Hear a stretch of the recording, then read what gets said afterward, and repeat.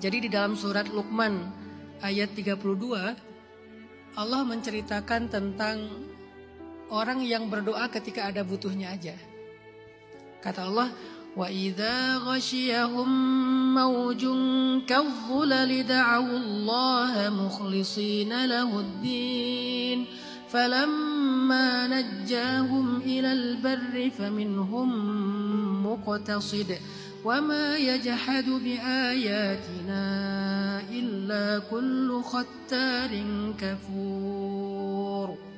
Allah ngasih sebuah analogi tentang orang yang sedang hanyut di tengah lautan. Ketika orang menaiki bahtera, di tengah lautan terjadi badai, sampai maujung kadhulal, sampai ombaknya itu kayak gunung, lebih tinggi daripada kapal. Tiba-tiba dia da'awullaha mukhlishina lahuddin. Tiba-tiba dia berdoa, dia beribadah, dan tulus banget beribadah kepada Allah. Ya Allah, dia sholat, dia zikir, dia ngaji, dia doa. Kenapa? Karena dia sedang terancam dengan maujung kadhulal, badai dan ombak yang lebih besar daripada gunung. Tapi falamma najjahum, ketika dia udah selamat, faminhum muqtasid, sebagian dari mereka kembali melenceng dari jalan Allah, lupa sama Allah, larut lagi dalam dosa-dosa dan seterusnya. Apa yang Allah ingin sampaikan di sini? Banyak. Salah satunya adalah walaupun Allah tahu hamba ini nanti kalau selamat akan berbuat dosa lagi, tapi saat dia berdoa, Allah mengabulkan doanya. Sebaik itu Allah sama kita. Jadi jangan berkecil hati kalau kita belum mampu solehnya istiqomah banget. Minimal saat kita lagi dalam keadaan susah kita soleh, ya udah coba manfaatkan dulu aja momentum itu untuk soleh. Siapa tahu keterusan nanti. Siapa tahu nanti gara-gara itu jadi dawam.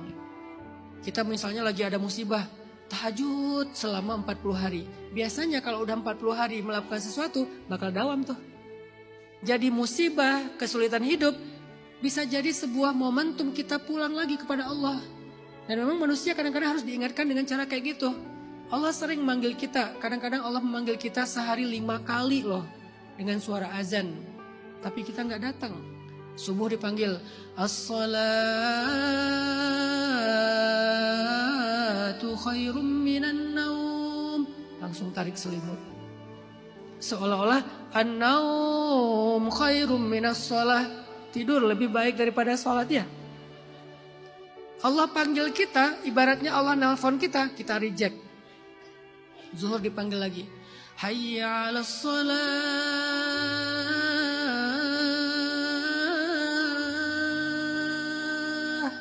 Lagi sibuk di kampus, lagi sibuk kerjaan, reject lagi. Allah panggil lagi di asar, hayya 'alas shalah.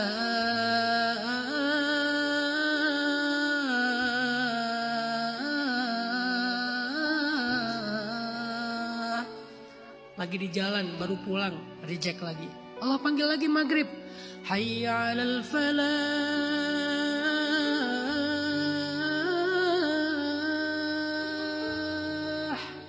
Baru juga sampai rumah mau mandi dulu, reject lagi. Allah panggil lagi isya, hayya 'alal falah.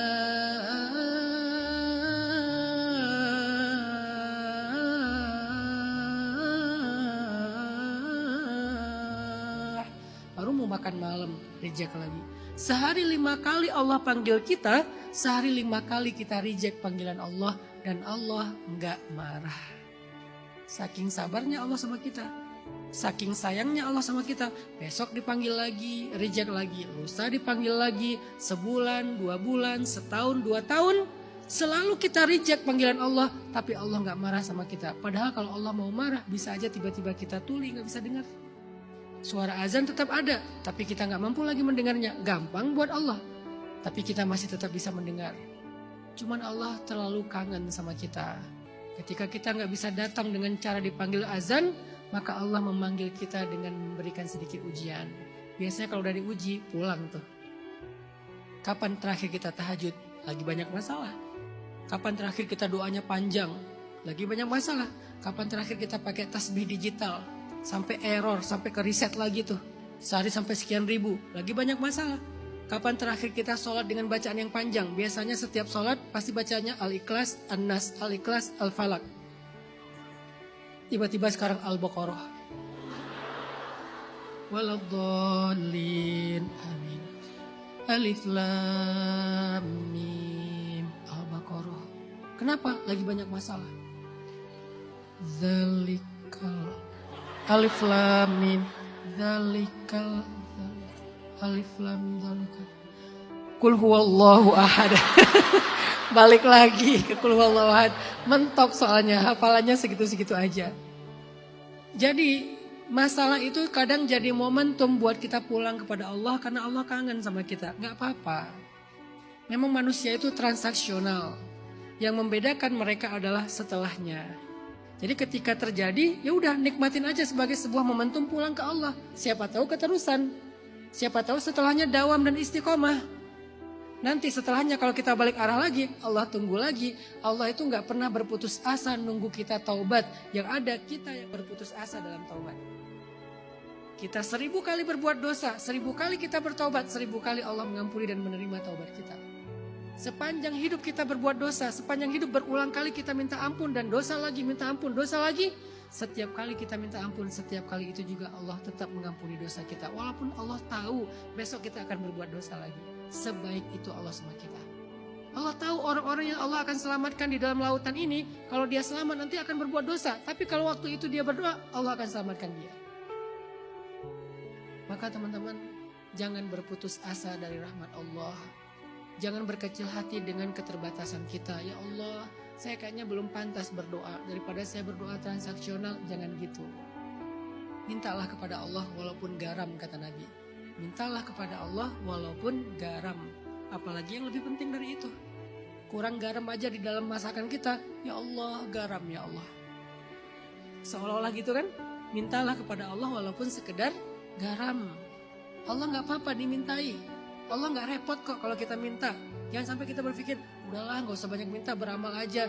Bahkan meminta itu adalah juga beramal. Karena doa itu ibadah. Semakin banyak berdoa berarti semakin banyak beribadah.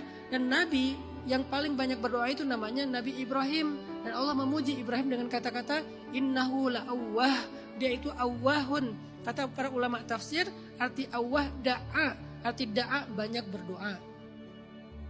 Ternyata banyak berdoa itu baik, gak apa-apa.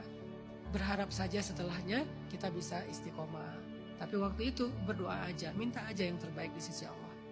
Kemudian pertanyaan yang pertama, gimana ya cara kita melakukan hal yang terbaik untuk membahagiakan keluarga kita, tapi juga nggak melupakan hak diri kita sendiri.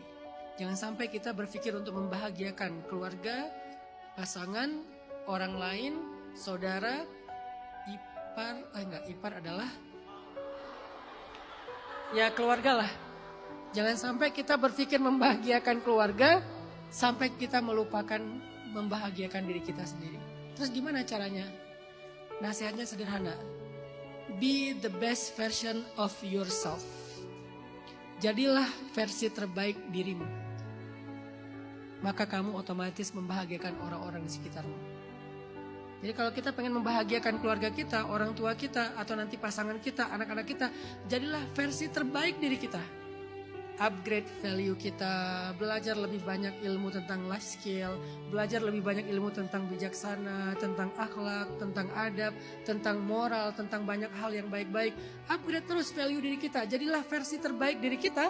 Otomatis di waktu yang sama kita sedang membahagiakan orang di sekitar kita.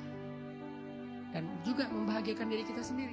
Jadi jangan berpikir tentang membahagiakan mereka adalah menuruti kata mereka. Nggak selalu gitu juga.